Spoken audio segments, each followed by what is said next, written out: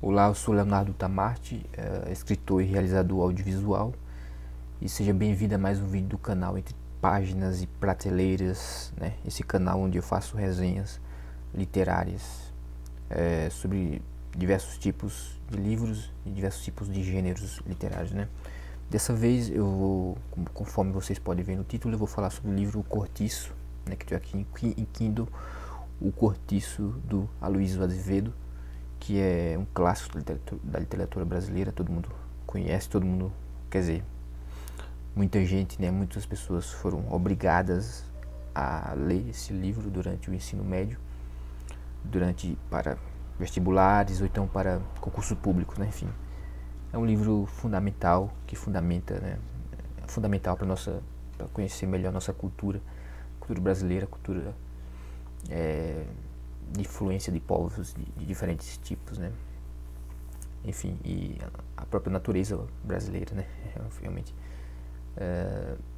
Vamos falar sobre ele então, né? Esse livro que eu li, ele já faz um tempo que eu li o livro. Infelizmente eu não reli para poder falar sobre ele, mas eu fiz uma pesquisa muito boa. Então vocês vão se interessar, né? Eu li ele adolescente ainda, né? Mas vale a pena reler. É um livro, sem dúvida, vale a pena reler. Só não tive tempo ainda. Então, O Cortiço, de Aloysio Azevedo, né, publicado em 1890, é uma obra marcante do naturalismo brasileiro, né, que retrata a vida da cidade do Rio de Janeiro durante o século XIX.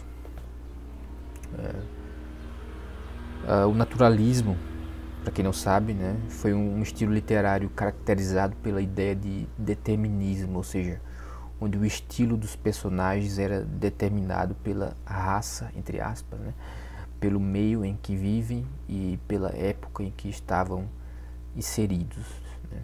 Com sua narrativa objetiva e realista, o autor fornece uma perspectiva das relações sociais e das condições de vida dos habitantes de um cortiço que talvez muitas pessoas também não sabem o que é um cortiço, né, hoje em dia, que é uma espécie de habitação coletiva, né, um lugar onde moram várias pessoas.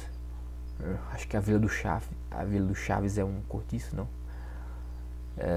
E que era bem típica naquela época, né? Mas que ainda hoje existe no Brasil também, né?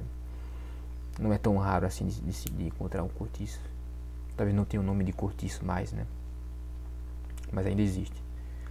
O livro também detém uma influência histórica significativa no modo como reflete a crítica à realidade social e econômica do Brasil pós a abolição da escravatura, né? Bem nessa época, né? Ao expor as desigualdades sociais, a exploração dos trabalhadores e as condições precárias de moradia, o livro O Cortiço colaborou para o despertar da consciência social da época sobre essas questões, né? Talvez daí é que venha a importância do livro, né? Sobretudo a importância do livro do ponto de vista histórico, né? Por que ele é tão importante e relevante, né? E que se demanda que ele seja lido, né, para vestibulares, né, no próprio ensino médio, né, para ter conhecimento, né. Então vamos falar da obra em si, né. Então a obra conta a história da ascensão social do comerciante burguês, né, quer dizer, do comerciante português chamado João Romão, né. João Romão, né, dono de uma mercearia, de uma pedreira e de um cortiço, do próprio cortiço, que dá título ao livro. O próximo, né, e ele mora próximo ao sobrado de um comendador, né? Na verdade, esse cortiço que é próximo ao sobrado de um comendador que se chama Miranda, né? O cortiço onde estão os personagens principais do livro, né, onde a história se passa, é o epicentro das relações humanas, né? Onde personagens de diferentes origens, de países diferentes, né, também, e classes sociais convivem em meio a conflitos e tensões.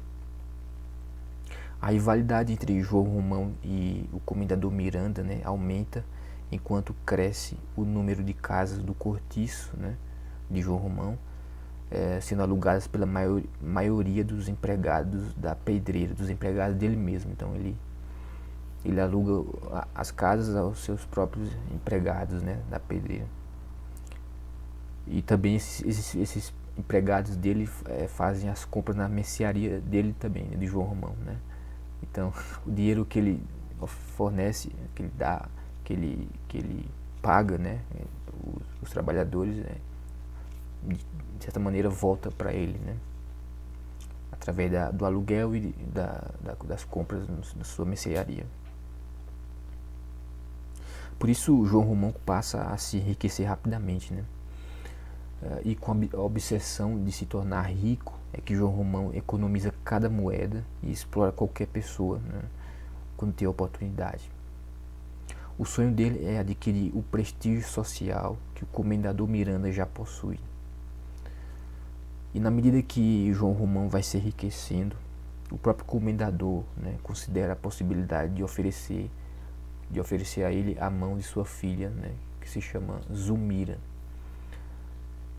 Daí as coisas então se arranjam, né, e João Romão fica noivo de Zulmira, alçando um patamar mais alto na escala social.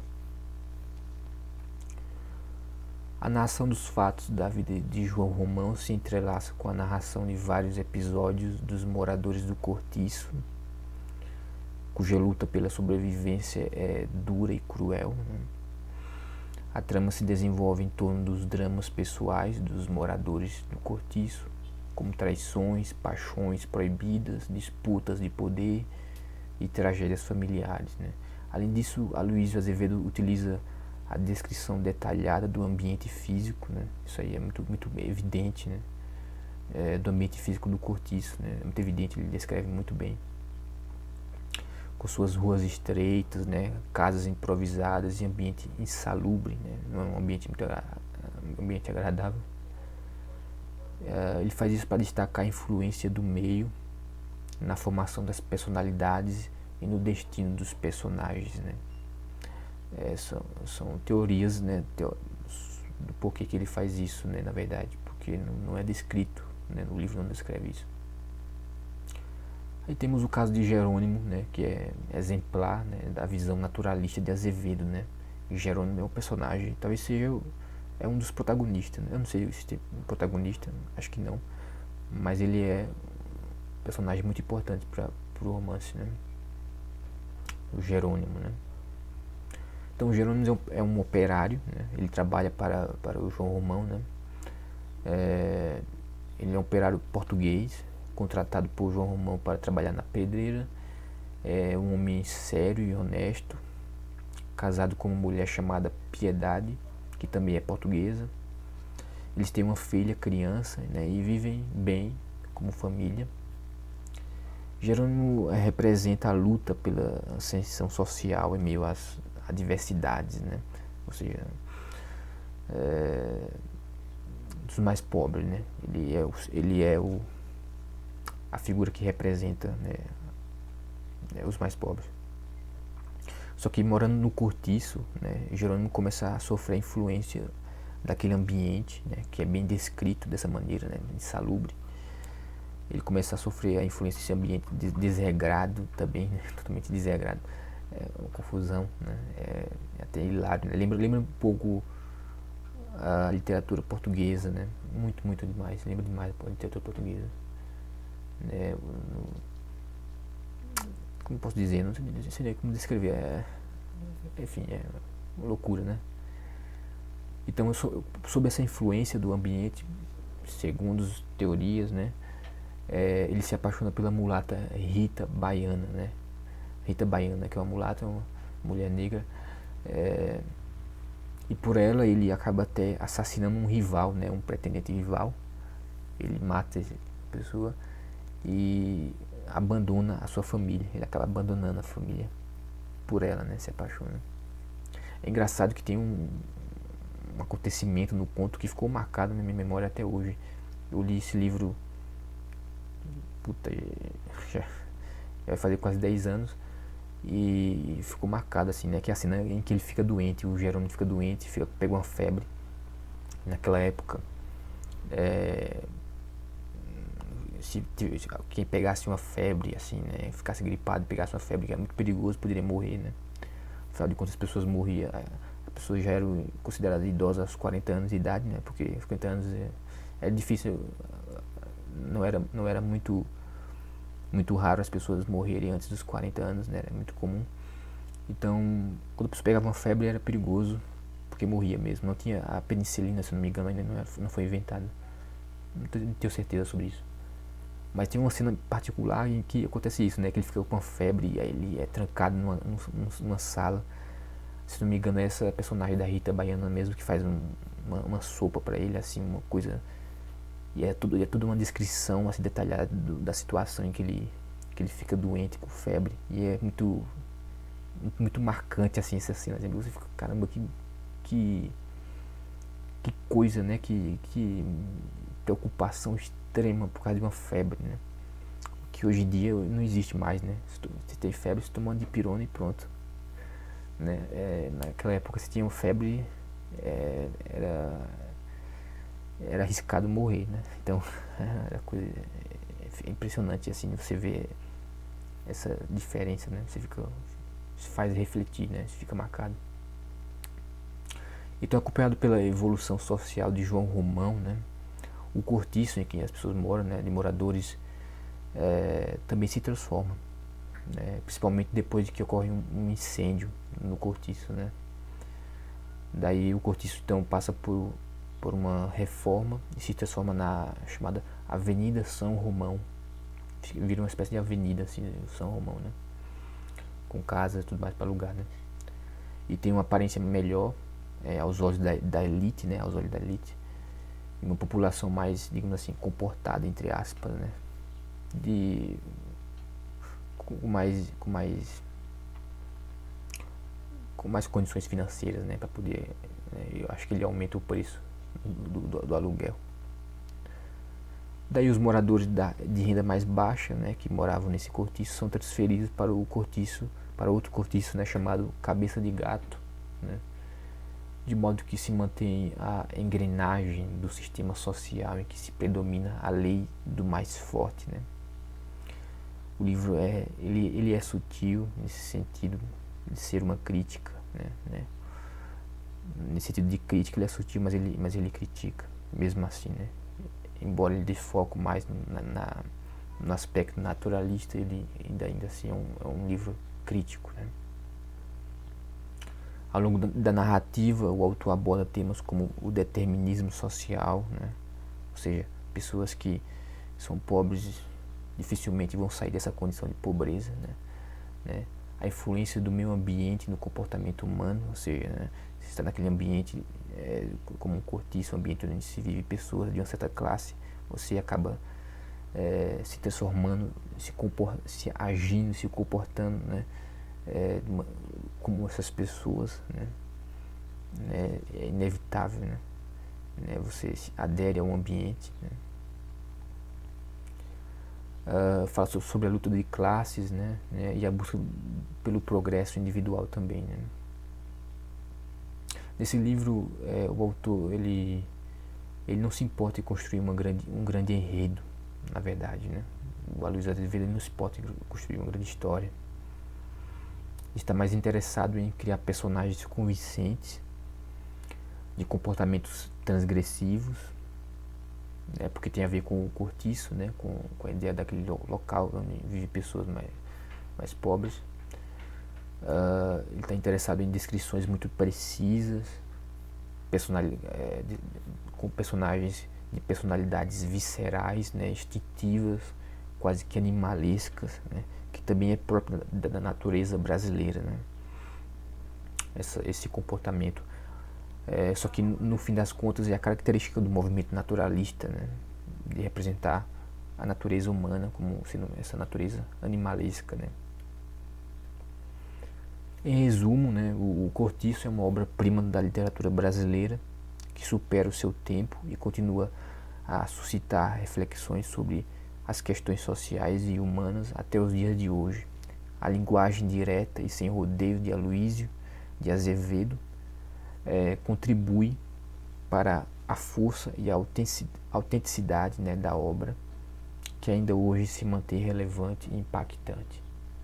Sua influência histórica e sua profundidade temática garante seu lugar como uma das obras mais importantes do naturalismo brasileiro, né? O Luiz de Azevedo escreveu outras obras, né, seguindo essa tendência do naturalismo, mas o Cortiço é uma obra muito marcante e célebre, né? E por isso que ela é recomendada nas escolas, né, para alunos do ensino médio e para estudantes de concurso público, né, tudo mais, né? Então é isso que eu tinha para dizer sobre a obra do Aloísio de Azevedo, Cortiço. Espero que vocês tenham gostado. Tá aqui, né, a recomendação, o Cortiço da Aloísio de Azevedo. Você pode comprar o livro em Kindle ou em papel. Está disponível na Amazon, está disponível em vários sites, né? A primeira vez que eu li em papel. Eu tenho aqui essa versão em Kindle, que, se não me engano, eu baixei de graça. Eu acho que foi uma promoção que tinha na Amazon, você podia baixar de graça. Então eu baixei de graça aqui o Cortiço, edições Câmara, né? De vez em quando aparece na Amazon, né, uma promoção assim, se baixa de graça. Vou reler novamente, sem dúvida. É uma obra que vale a pena. Então, eu agradeço você que chegou até aqui. Se chegou até aqui, são poucos os que chegam até aqui. Dê like no vídeo, compartilhe esse vídeo e o canal também, né, para pessoas que possam se interessar pelo conteúdo. O canal, sobretudo, é bom compartilhar porque como eu publico diversos vídeos de diversos gêneros e tipos e estilos, né, ficção, não importa. Então vai ter que alguma pessoa que gosta de ler vai se interessar. Eu vou falar sobre algum livro, então compartilhe o canal. E peço também que você dê uma olhada no meu blog, né, que é o leonardoutamarte.com.br. Você encontra a descrição, o link de acesso aqui na descrição do vídeo. Lá você vai encontrar meus textos. Eu sou escritor, né, então você encontra lá artigos, que tem alguns artigos. Você vai encontrar também meus livros através da Amazon, através da aba. Você tem uma aba lá com meus livros que dá direto acesso à Amazon. Você pode adquirir o livro, né, os livros, né, que eu já fiz. E também você vai ter acesso ao meu catálogo de filmes. Eu sou realizador também, audiovisual, fiz vários curtas-metragens. Então tem lá catalogado todos os curtas-metragens que eu já realizei até então.